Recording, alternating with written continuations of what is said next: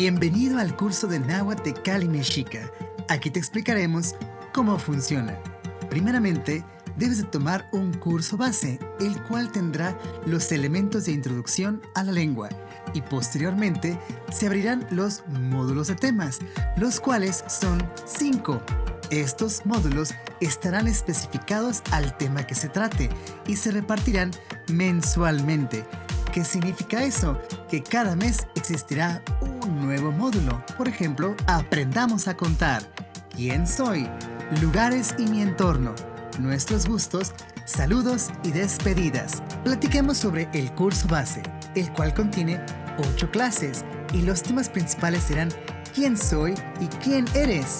Aquí podremos ver pronombres, actividades, topónimos y finalmente tareas que nos cerrarán bien nuestro ciclo.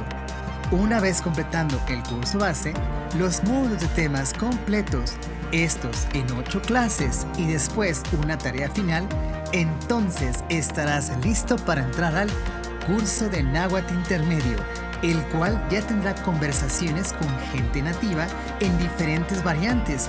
Así es, el curso de náhuatl tendrá curso base más 5 módulos completados y te hará competente en el habla. ¿Qué esperas? Toma tu curso de náhuatl aquí en Cali Mexica.